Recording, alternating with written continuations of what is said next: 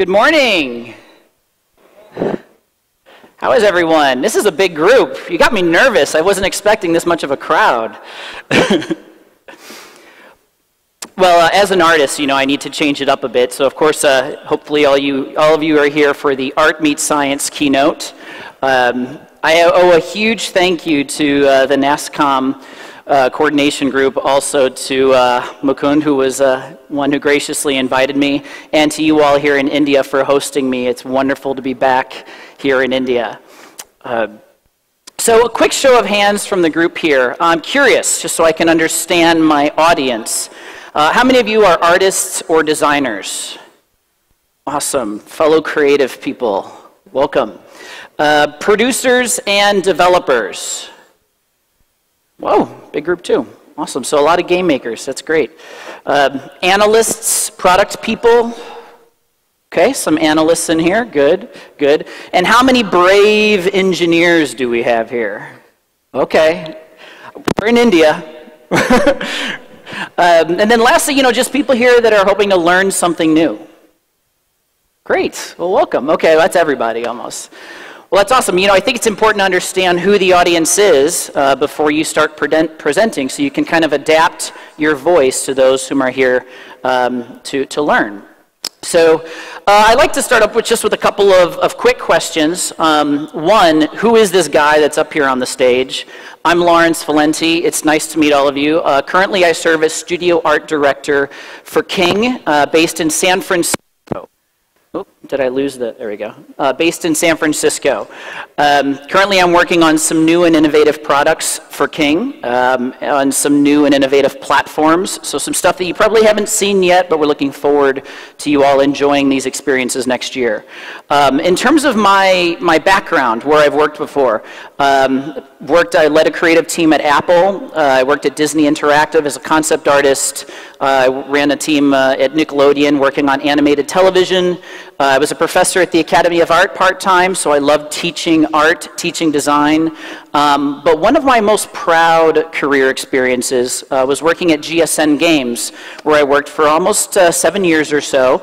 I was the 6th employee in the gaming division of the company, and started out as an art director and worked my way up to becoming creative director, overseeing art, user experience, and design on all of our products.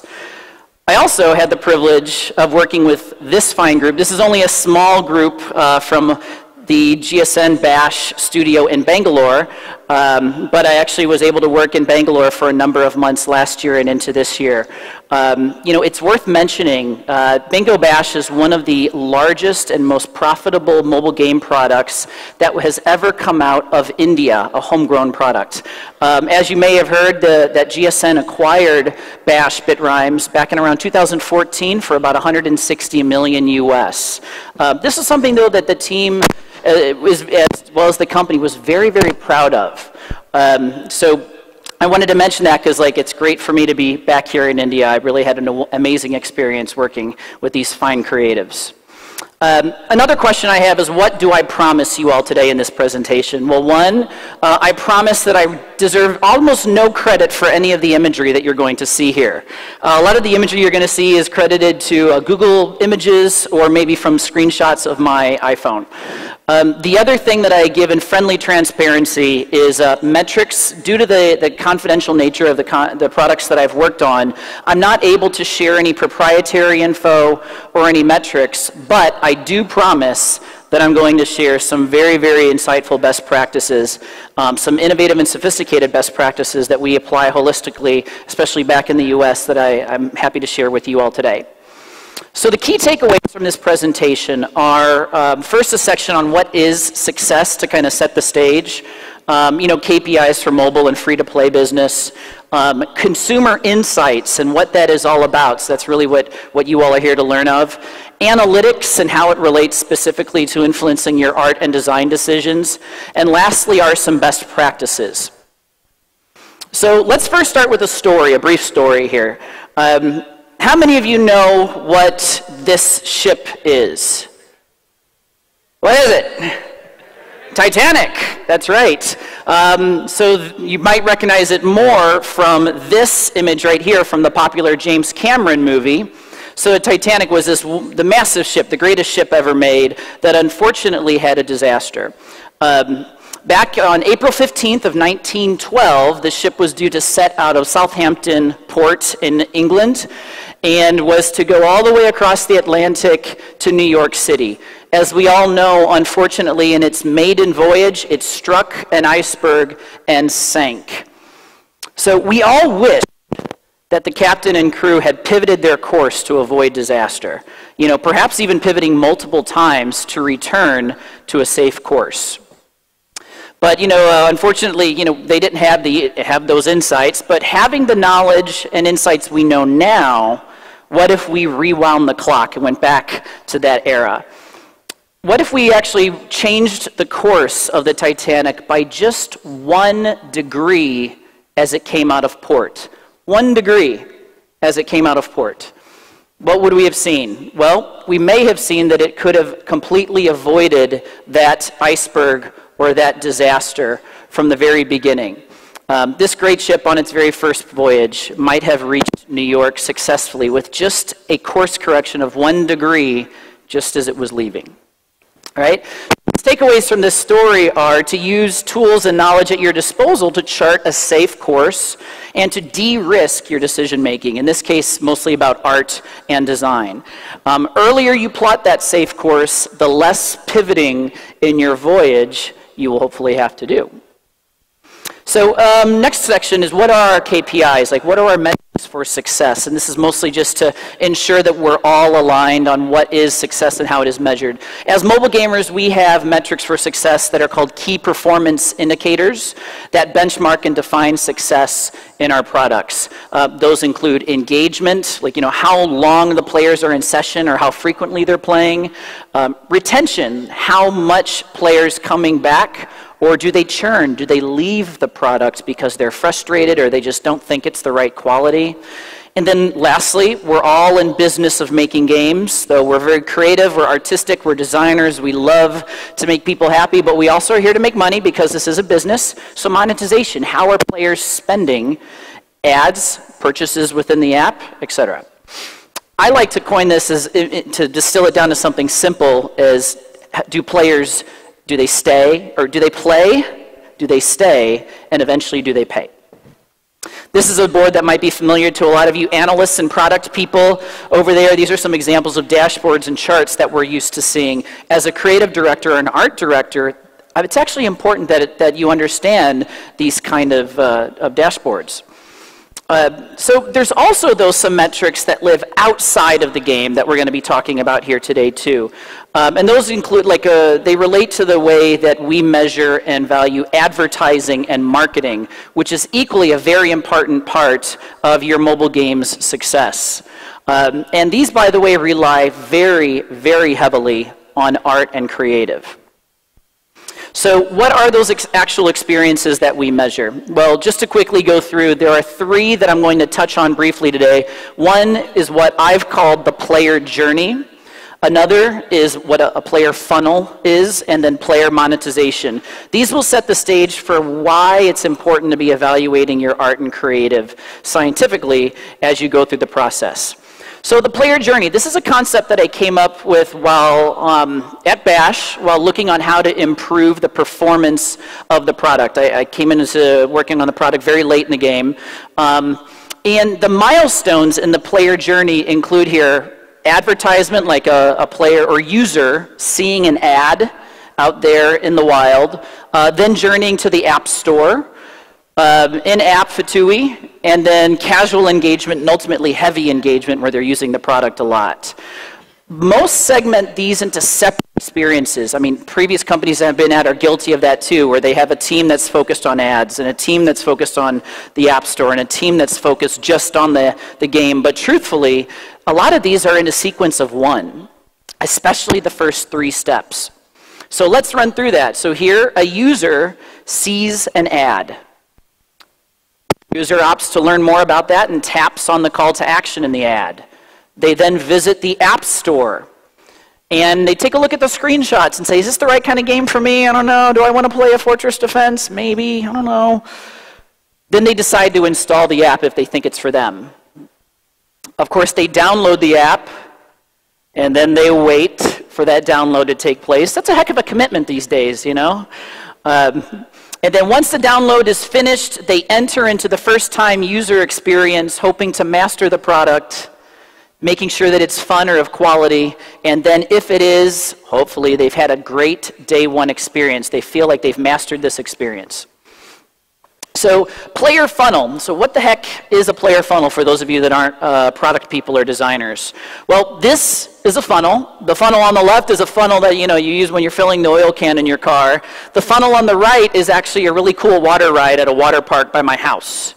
But obviously how these work is water is intended to funnel down from the top, a wide opening, down to the bottom where it becomes more concentrated. Or if you want to look at the funnel that I ride on at the water park, you kind of go sideways. So here's an example or a graphic of the player funnel for mobile. Now this isn't precise or anything, this is fairly ambiguous, but notice the first 3 milestones on the far left. The first 3 milestones are those 3 milestones in the player journey. The user clicks on the ad, the user then installs the app, and then the user experiences that first time experience. Almost all of your users in your product are experiencing these first 3 milestones. Anyone who's in your game has had to have seen an ad somehow or seen something organic, come to the App Store page, visited the App Store page, decided if it was for them, and then installed the product. So here, like I mentioned, first coming in, seeing advertisements, going through the App Store, experiencing that first time user experience, becoming kind of a casual user. They think that this is the right kind of game for them. Hopefully, eventually, they're retained and they come back, and they come back maybe every day would be great. Sometimes they come back more than once a day. Like in Clash of Clans, I'd be harvesting all my coins and my resources. And then ultimately, what we all hope for is that a player loves the experience so much that they come back and they play and stay, and eventually they pay. Right? So with regards to player monetization, there's also a little bit of I think it's more of a pyramid and less of a funnel. But it's worth mentioning that the smallest subset of your players whom are engaged the most actually spend the most. So here you have a lot of non-payers, and you don't make too much money off of these folks because usually if they're not paying money, they're not spending anything in in-app purchases. You might make a little bit on advertisements in your product. So if you're hoping to monetize users that are non-payers, show them ads, and maybe it's an incentivized ad, like they can get some extra coins or tokens or a unique item to watch the ad. Small payers, so these are people that might do an impulse buy where they need a power-up in Candy Crush because they can't beat the level, or their friend just passed them on the leaderboard and they're frustrated and they want to maybe buy some power-ups to have a better chance at their next session. And then, of course, some people, the premier players we love the most, they pay all the time. They account for the most significant amount of our bookings revenue. So now that we have the business stuff all out of the way, let's get to the stuff that you all came here for, which is consumer insights. Consumer insights being subjective guidance. Now, a lot of you are kind of thinking, what the heck are consumer insights? Well, it all starts with knowing your audience. Well, it doesn't really look like our mobile audience, so maybe that's not the right audience. That's not the right audience either. It's not diverse enough. There we go. This is our audience, right? Our audience is everyone in the world right now who has a mobile device. So it all starts with knowing your audience. Before I made this presentation, I had to consider who my audience was. Were they game developers, or were they people that knew nothing about gaming? Were they artists and creatives, or were they product people and analysts, or were they executives? I also asked for a show of hands in the beginning. If you guys noticed, I asked for a show of hands so that I could know a little bit more about my audience and what your backgrounds are. So when you or your company set out to make a game, you have to adapt your voice to the audience. Are you making it for consumers in America? Will you be making them for consumers in India? Worldwide, players over the age of 30, under the age of 30, men, women, both. There's a lot of different subsets of audience out there. Your audience might be a client, like a company that actually distributes its product in another country, or a company very far away. with consumers who are seeing things differently than you in your native culture. It was something that I really learned a lot of when I came to work here in India. It's really important to accept that we don't know a lot of things about our audience when we set out on our voyage of making a product. I'm not comparing your products to the Titanic, but it is important to understand that there's a lot of things we don't know. So now that we've set the stage and all this stuff, we can get down to the art and science. So I'd encourage you, if you want to get out your cameras to take some shots of some, really juicy best practices, this is the content that's going to be insightful for you. So the first topic is jobs to be done. Jobs to be done is actually kind of like a mentality you have on what are the jobs that we need to do to make our consumers happy, right? So earlier I mentioned that whole player journey concept of the player going from advertisement and app store into the Fatui, casual engagement and all that. Well, wouldn't it be awesome if there was a formula that you can have to kind of be, maybe not a checklist, but a guide of best practices to ensure that you're fulfilling the jobs to be done on these different steps? Well, actually, there are. There is. So these, by the way, these are a lot of the notes that I came up with myself, so we're not leveraging anything from outside, but with each of these steps, there's a lot of expectations that your consumer has at different points in the experience. So I'll just use an example of the App Store. When someone goes to the App Store, they want to know, is this a game that I want to play? Do I want to play Match 3 or do I want to play Tower Defense? Is this a product of quality? Does it look good? Does it look polished? Or does it look like a piece of junk? Is there enough content for me to install and try and play? So is there enough to offer? There's a lot of options out there for our users. So there's clearly some artistic decisions that need to be made in this journey, by the way, to fulfill the needs of the player, notably quality and aesthetic that is appealing. So next up, who is the audience? When we start creative direction and art direction for this journey, we start with the audience, who it is, right? Each of these represents a very different player with different aspirations and artistic expectations. I mean, my parents might be in the bottom right corner because they love slot machines, but those kind of experiences and that audience is super different than, say, esports and gamers that are really, really hardcore playing League of Legends, or even, younger mobile players that want something casual, fun, and light. We look at the competitive landscape to see what products trend well for these type of genres of games, and the different players that are out there and the different audiences. You can use App Annie to actually do this competitive reference. App Annie is, they cost money, but you can actually go to App Annie and see what games are performing best based on the genres that you're looking into, and also get a little bit more data on what the demographics are of the players. You can even, as I mentioned, filter by genre and find reference to the competition. So once we've kind of decided, okay, we know our audience, we know what kind of games they like, we know what they're playing. If they want to do a fortress defense game, we looked at Clash of Clans and we looked at this other game. So we kind of got a good idea what they're playing and what's good about them, what the successful products are. Now we need a theme.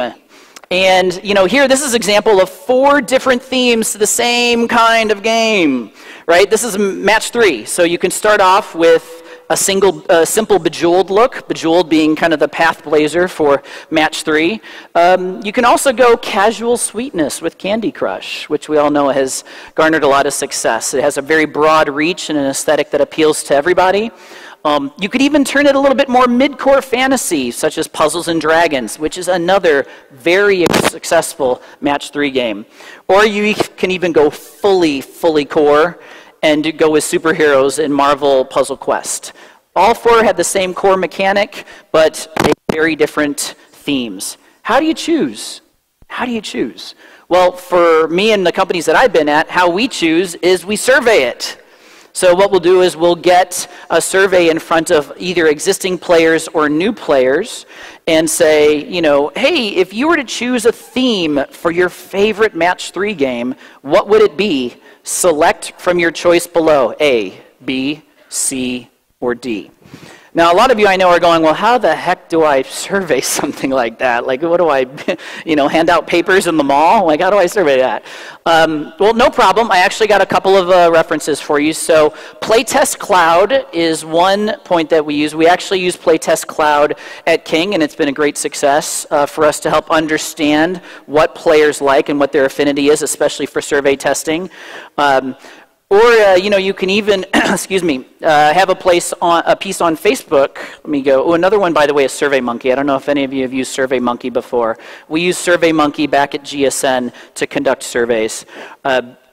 We actually would even do these surveys right on our Facebook page, in which we would have our own players on Facebook answering questions for us. And here you might notice 1,000 votes on this survey of whether to take a game off or keep it longer. So within a day, we got 1,000 votes on whether we should keep a Halloween game going or kill it and remove it. Right? That's 1,000 people that got to tell us what they think. I don't know what the outcome is for this because I don't work at GSN anymore, but I'm hoping that they took that feedback from their audience and applied it to their product. Art style is the next one. So now we've selected, we know our audience, we've selected a theme, and now we need to go, okay, what's the right art style for this game? So here we have one of my favorite games, Mario. I grew up playing this game, and I think everybody here knows the brand and the mechanic. These are 3 different styles to the same game mechanic of Mario running through and hitting his head on things and getting coins and stomping on little bad guys, right? But if we're making a game, how do we choose which one to pursue as a style? Well, we survey it. Same thing as we did before. So here's an example of a survey that I've done for art styling. I mean, not this exact tree, but I had to kind of get something simpler for the sake of our presentation here.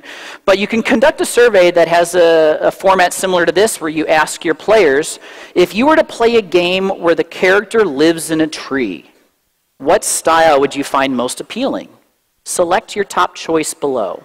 We have 3 different choices of trees here that are each in a very different style. Cartoony, kind of comic book-like, and then painterly.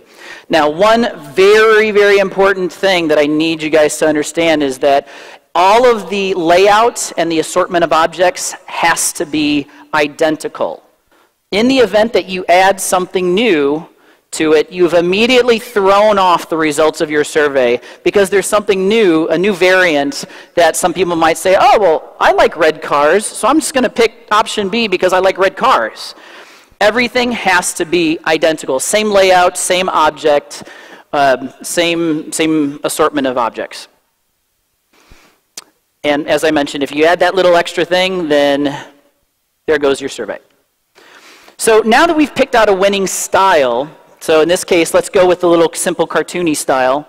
Then what we want to do is determine, well, what is the right mood for this game, right? Like, should it be something that's intense, or should it be something familiar and lighthearted? So that's something that you can test as well. So this is a favorite poster of mine. How many people have seen The Incredibles, the movie made by Pixar? Yeah? My buddy Brad Bird made that film. I love, love, love that movie. There's a sequel coming out that I can't wait for. This is all of the mood boards and color keys to that film. They basically took all of the scenes and applied like a mood or color style to each one. You feel different when you look at these, don't you? You feel tension or you feel happiness. You have an emotion when it comes to color.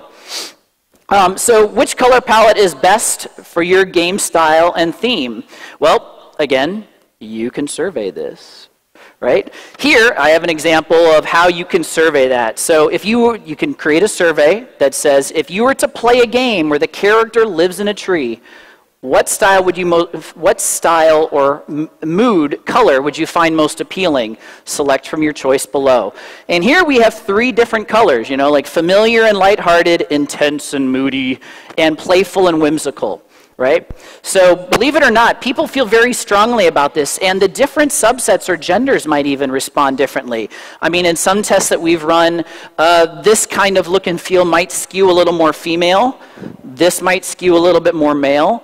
But what usually wins out is familiar, because this is what everyone knows looks right. So usually familiar is what wins, which keep that in the back of your head, because I'm going to share another best practice related to familiarity later. So next section is, I'm just checking the time here, make sure I'm not keeping you guys too long. Analytics, which is objective guidance. So we talked about insights, which are subjective. Those kind of guide your path to decision making. But analytics is very objective because numbers don't lie. So let's do a little exercise here with the auditorium. How many people like the red box? Raise your hand. If you like the red box, raise your hand. 1, 2, 3, 4, so we got about, like about 60 or so. Okay. How many like the blue box? Whoa, there's like 2x more people that like the blue box. Just given those numbers, I can tell you with certainty that this audience likes the blue box a hell of a lot more. Okay, so we've just used objective analysis to understand which our audience likes more. Blue over red. Sorry, red. Maybe next time. Data can influence content beyond the game as well, of course. Some of this content, by the way, has a budget that might even rival the budget of your game production studio. So like in my experience working at GSN and even like, big heavy hitters like Zynga and all that, their marketing and user acquisition budgets might be even more than their production budgets on their products. Marketing is very, very expensive, especially in the US and Canada right now. So here's just some examples of where out there in the real world, we can be looking at analysts to be able to tell us what creative is doing better. Let me give you an example. So user acquisition or advertisement imagery. So if you have ads on Facebook or mobile, advertisement that helps capture people into your game at the very, very top of that funnel, they can give us numbers which show which ads consumers like the most. And this is measured in the form of click-through rate. And what click-through rate is the more that an ad is clicked on, the more people like it. Right? So here we have 3 examples of 3 different ads. You win, big win, and mega win. Some of me, I actually thought that mega win might win. But believe it or not, big win won the most for whatever reason. Maybe just people just found it familiar, I don't know. But that got the highest click-through rate. So when you have a winner like that, you go and you tell your artists or your creatives to do more ads like that because it just got the most click-through rate. It got the most affinity. It must look the most appealing some way, somehow. And it's objective, it's not subjective.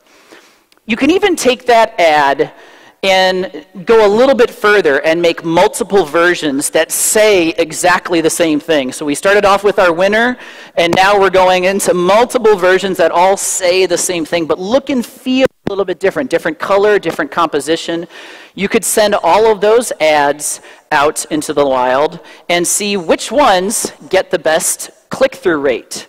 And the ad that gets the best click-through rate, that's your winner. That's the one that you say, listen, that performed better than all of the others. Let's do more of that.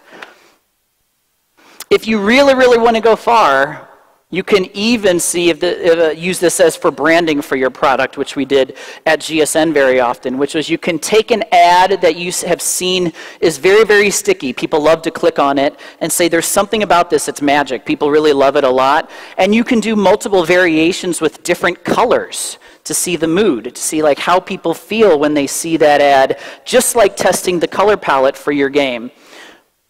You can see which one performs the best based on click-through rate, and that's your winner, right? So you might be wondering, well, how the heck do I do this? Like, how do I get, objective analytic feedback on ads? Well, there are a couple ad vendors like Chartboost and Ad Colony that my companies have used in the past and currently. These basically offer services where you can put ads on there and they can show you the performance of those products. They can show you what ads are getting the most clicks. They can show you what ones are doing better or poor. They do cost money, but in return, there's a very high return on your investment there. Advertisement, as we all know, isn't free. One of the last sections I want to just cover as we're starting to wind down is App Store optimization. When we go back to that funnel, the very, very top of the funnel, advertisement, and then App Store, which is the gateway to your product. And a very big part of larger companies' business is optimizing that App Store page. So there's an example of like 2 parts of the App Store artistically that might be worthy of some analysis, and that being your icon. Which of these icons might be better? The one where he's like, you know, got a red background to him and he's kind of screaming, or the one that has a blue background and he's, you know, got his teeth clenched? Which one's better? I have no idea. Like, talk to the Supercell people about that one. But ultimately, you could actually send these out and get click-through rate testing and see which one actually performs better and then apply that to your app store. There's even like a choice of which variants of screenshot images you use in your app store. So, you know, like there might be a combination or specific imagery that really tells the best narrative about your product. So it's worth actually exploring different looks and feels, different banners and different calls to action, different descriptors, adding characters, not adding characters. Some screenshots are more, they have more pizzazz than others. So those are some things that you can actually test and see which perform best before you put them into the big billboard that is your app store that represents your entire product. What's even more crazy, and I've done this, is you can even explore the sequence of your images. Some of these images, like the first one, the very first one you see gets the most exposure. So you always want to put the one that's the most popular first. So you might even be worthy of exploring like which sequence you have for your images. And all of this means more people ultimately enter into your funnel, right? If more people convert to install the product, you have more people in your product. And if you have more people in your product, then you have more players that hopefully you can monetize one day. So best practices, this is our last section here. Should be winding up in about maybe 5 minutes or so. Leverage the familiar. We talked about the familiar in our color testing. Quickly, show of hands. How many people here think that green is the button that means go? How do you know that? Come on, man. It doesn't even say go on there. Like, how do you know that green means go? Well, okay, I mean, honestly, we have a lot of things in society, not just in America, but here in India, that kind of have been psychological influencers on us to help us think what means go and what means bad or stop or there's a consequence, right?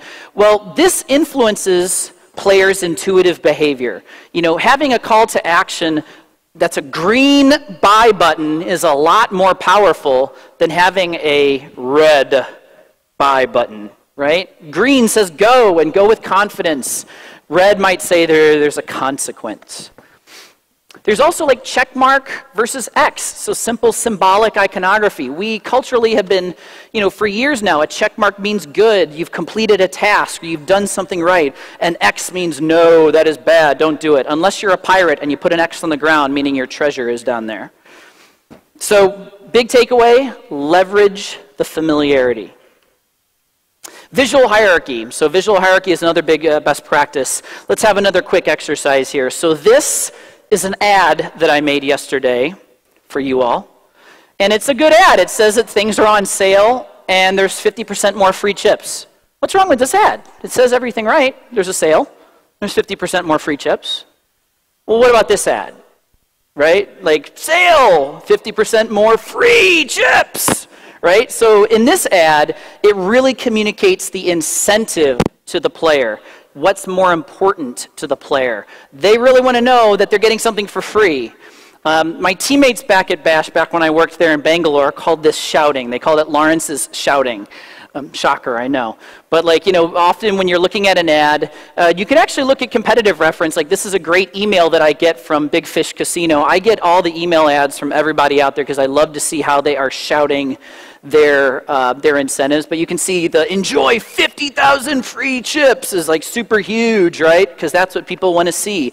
They don't care about, you know, all the other small stuff. So this is the end of the talk, but I wanted to thank you all for having me here. My information here on LinkedIn is there. I welcome you guys to add me if you ever wanted to hit me up offline with some questions. It's been a privilege to come here to India again and share some best practices with you all. Do we have time for Q&A? I know that we started late and have gone over, but it's up to you guys. But thank you so much. I'm grateful for coming back.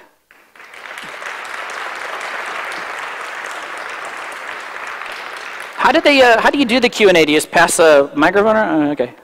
You can come up here on stage with me too if you want. I don't mind. Questions Oh, Mika from Rovio here has a question, I can tell.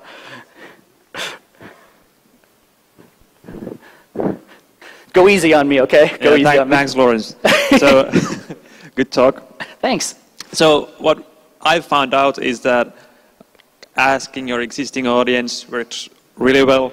Also, quantitatively testing your marketing assets also works really well. But what I found really tricky is kind of validating something early on in concepting and reproduction. Totally. So, any kind of experiences on that? Yeah, that's an excellent question. I'm glad you asked. So, that's kind of why I tried to manage expectations that consumer insights is subjective, right? Like, you're never going to have, like, this is exactly what to do. But I can tell you that, like, when we put, I'll use the match 3 reference as example. We could put 5 different themes to a match 3 game. You make match 3 games too, so that's why I'm kind of, like, we can put 5 different themes in front of people and do a survey of 1,000 and see, well, okay, what is it that they're liking about it and what they're not liking about it? Wherever there's overlapping feedback, even in a focus group, if you get a focus group of maybe, like at GSN, we did 5 focus groups of about 20 people. Wherever you see overlapping feedback of people consistently saying, I like that, or I don't like that, when you see that often, that kind of gives you some data points to help guide your decision-making process. I would not lie to you and say that this tells me, this takes the creative spark out of my process, but it helps me de-risk my decision-making, right? Kind of give me goalposts to shoot the ball into, right? Did that answer your question? Or happy to talk about it more with you afterward, too. Any other questions? Hi. My name is Nalin Savara, and I run a company called Darkson Tech. My question is that if we have house ads, right, and house ads are shown interspersed with ads from others. Yes. So what do you have some thoughts, experiences, or best practices you'd like to share about that? And I'm sorry, house ads, like... Yeah. It's like you were talking about how, like you talked about various things. Yes. So I'm just curious that if we want to show house ads, say interspersed with Google AdMob ads or something, then what are your experiences about the best practices or things we should remember or not do, or guidelines you might want to share with us for house ads? Okay. So I mean, some generic recommendations that I would give for you is obviously, make a diversity or a variety of ads first, because knowing that you don't know your audience, you don't know what they like, you might know a little bit of what they're interested in, because they wouldn't click on that ad if there wasn't something that they wanted out of it, right? But going in there expecting that you're going to learn something that totally surprises you. Color palettes, and I mentioned a little bit ago about shouting. Like, if you can figure out what is the most important thing that, like, what is the biggest incentive that the consumer would like to see from an ad, that's what you make the loudest, right? So if they, are thinking, hey, I'm a casino player, I like playing casino games. If the biggest thing you have in your ad is 100,000 free chips, that's a great hook, right? So think about, like, A, you're going to be going into it, please go into it with a variety of ads because you don't know which ones will perform best. But then B is think about, like, what is the most important incentive that will capture someone's interest? What is important to that consumer, right? In this case, it's free chips, right? And so putting that into your ad very prominently can attract them. And then lastly is even color palettes. Like, they use in this color palette gold and purple, which are complementary colors. They would stand out a lot more than if the ad was just black and white, right? So use vibrant color to attract the eye. I hope that gave you some good best practices, like at least something to start with. Yeah, thanks a lot, Lawrence. Yeah, for sure. Any others?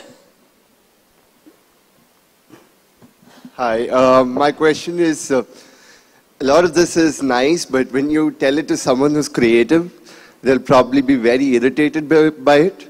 I mean, I'm talking about, say, artists. So anyone who's creative, I'm not going to... Yeah, I'm an illustrator too, don't worry. Exactly. So how would you convey this message across to a creative person, make him understand that, we need this insight to do a better job? I get this. I've gotten this a lot from my artists, and I do appreciate you asking that. So I'm going to be artistic and creative here for a minute, so bear with me.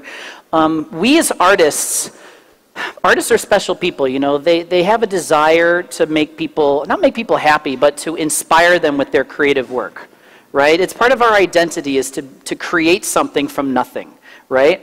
This is by no means trying to take our talent or your gift as an artist and make it in a spreadsheet. But instead, you look to your art director or your creative director to give you good advice. And the business people behind the product are looking at the creative director or the art director to make good decisions, right? And so what I do is I marry art with analytics and insights to say, artists, I believe that this is going to work best and your players are going to love this art that you're making the most because I have seen what performs the best, right? And then to business people, you can say, I've partnered with my artists, they're very talented, look at all the art they've made, and I can show you that these pieces have performed the best, so I'm going to have them make more of that. So as artists, we have an altruistic desire to make stuff that people love. This allows you to kind of measure how much they love your art. Cool? I appreciate you asking that. It's good to have an artist asking a question. Any others?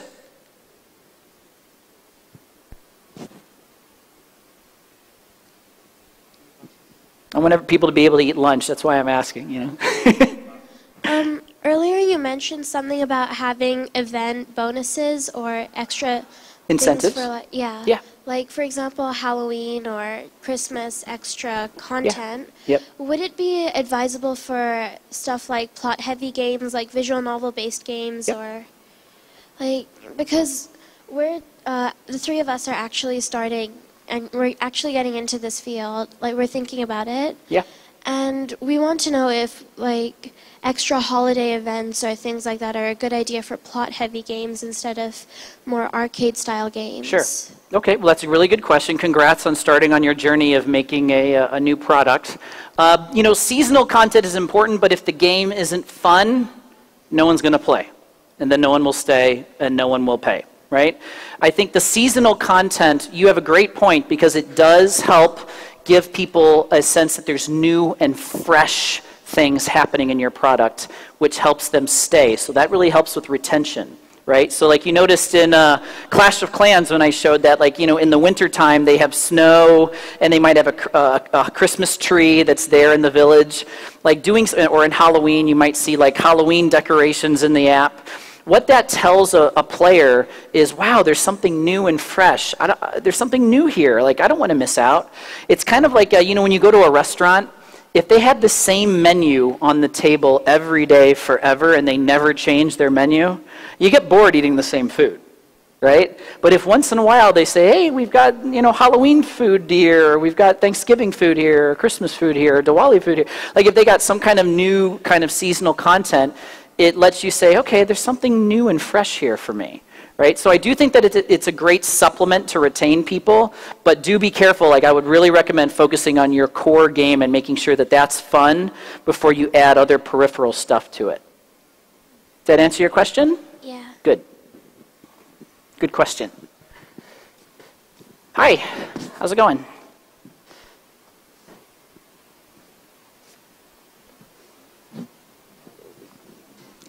Hi, my name is Raj, and I like the pointers about taking surveys, but what I wanted to ask was, does that not agree with the original idea of the game? Sometimes, yeah. I mean, like, that's why I also showed you a step-by-step process to surveying. Like, you first need to know your audience, right? And you know, if, you know, okay, we want to make a match 3 game, then we need to understand what are the trends in match 3 games that people are liking a lot. Play those games, understand the mechanics, understand what they like. Then it's kind of like the layer of an onion, right? You're peeling off one layer at a time. So the next layer is the theme, all right? We know we're going to make a match 3 that has these mechanics. What is the theme? Is it candy? Is it Marvel superheroes? Is it dragons? What is the theme? And then once you've kind of gotten some feedback from that, and you know, I'm guilty. Sometimes I think I know a theme that I think is really cool, and then we'll see that it totally bombs in asking people. That doesn't mean don't do it. You know, I'm not going to sit here and tell you, have your dreams be crushed by a survey. You know, tell them, sorry, I'm going to do it anyway. But it does give you kind of a wake-up call, a reality check, when 1,000 people that are all in your target audience are saying they don't want what you think that they want, right? So it's kind of just, it's guidance, but you know, here today, if everyone in this audience, when I asked for a show of hands, if everyone here was an engineer, I might have changed the way that I went through this presentation to be a little less artistic, right? So really knowing your audience helps you have like the best buy-in from your consumer. So ultimately you have to manage the balance on your own. Totally. It's up to you. I mean, we're the product owners, right? If you believe in something innovative and new, which I would always encourage, don't go always just with familiar, but there are ways that you can make something innovative and yet still feel comfortable. And you can de-risk your decision makings by getting feedback from people. All right, thanks. You're welcome. Great question. I think there was one other hand that was over here, this gentleman. Hi, my name is Ganesh. Nice to meet you. I want to know about how effective we can make the UI. I'm sorry, sir. Can UI, user interface and user experience. Yep. So I'm facing like sometimes I'm putting the buttons in some placements wise I'm facing the problems. Sure. So what is a better way we can do it? Yep, good question. So I didn't cover much on user experience design, but a lot of things that we do is we leverage the same programs like Playtest Cloud. So that survey that I was mentioning, we use them and actually put layouts like wireframes in front of people. And we may have one wireframe of a store screen and another wireframe of a store screen that's different, and we say, which one do you think is more intuitive, or which one do you, if you wanted to buy the gems, which one allows you to understand the cost better? So you can still, as a UX designer, do the same process. I focus this more on art because this is an art keynote, but for user experience design, you can take your wireframe and you can take 3 different wireframes and ask them, hey, which one of these gets you to the item you want to buy the easiest with the least friction, right? So yeah, Playtest Cloud is a great resource for that. Thank you. Yep. Got another one here. Oh, we got 2. Hi, my name's Projal. Nice to meet you. I'd just like to ask, when you're doing the variations for art surveys, do you, I mean, of course, as an artist, you have your own subjective preferences for how you draw things and whatnot. Totally. So how do you get enough variety for a good result with the inherent biases that you already have? Yeah, so for me, I ask for feedback early, often, and from non-artistic people. Artists, I love you, by the way, because I'm an artist, but asking someone who's not an artist, I'll email my mom and dad and say, hey, I want to make this thing that has a tree and a castle and a knight on a horse. How does this look? I get feedback early, often, and from especially people that are non-artistic. Artistic people, they have imaginations that are going crazy, whereas I would love to get feedback from folks that aren't going to notice just the simple little pixel that's one off. So generally what I do before I would commit to a survey is I make a round of images, or I have my team or teams make many different variants, and we talk informally with each other about what we like and don't like, but it's equally important to get opinions from people that are not artistic. Some people that aren't artistic might say, is that a tree, or is that what the hell is that, And so that's good feedback, we're not, ultimately it doesn't matter what I like, what matters is what the player likes and who's going to spend money on it. Good question. Thank you. Yeah. I think we got time for like 1 or 2 more. And yeah, one last one. Okay. Hi. So me and my friend, we're releasing our first game. Congrats. Awesome. Thanks. So what happens in our game isn't the best on graphics, but we're trying. So if we release a trailer for the game, what should we focus on more? Cutscenes which hide that part, the graphics aren't the best, or more on gameplay and show them the truth about the game? Like the graphics aren't bad, but certainly the trailer needs more polishing, and that'll take time. Yep. So I'm going to ask you a funny question. Are you making a game or are you making a movie? A game. So focus on the gameplay. Okay. If the game is fun, the mechanic is fun, they'll play it. Right? You might not need full animated cutscenes. Now, I do believe that it's important for a player to feel like they have a sense of purpose. right? They need to feel like if I do well, I've accomplished something, right? And a cutscene is a way to help set the stage for that. Have you ever played Monument Valley? No. Okay, then I won't use that as an example. But a player needs to feel like, you know, if I do something, there's a payoff, right? So even if it's not a cutscene that tells the story of how, you know, you're defending the mountain against the evil animals that want to take over your village, and instead you just want to say, hey, if you solve this puzzle, then I rescue the princess. You can say that in one image, right? So you can tell a lot of story also in one image, by the way. Okay. But ultimately, it's all about the gameplay, my friend. Like, we make games. No need to hide the truth, kind of thing. Yeah. I'm sorry? Nothing. Like, so it's fine if the graphics aren't the best. We don't need to hide that through cutscene. Yeah, I mean, I don't think you need to hide it. It's just more like if focus your resources and your energy on a great game, right? Like, get them into the game, get them playing the game. If you make them watch a 30-second cutscene and the game is lame, you don't have a product. If you have a 3-second cutscene and the game is great, you've got something. Okay. Cool? Thanks. Okay. All right, everyone. Well, listen, I really appreciate you staying over, and sorry that we started a little bit late. Have a great lunch. It's wonderful to spend some time with you all. Take care.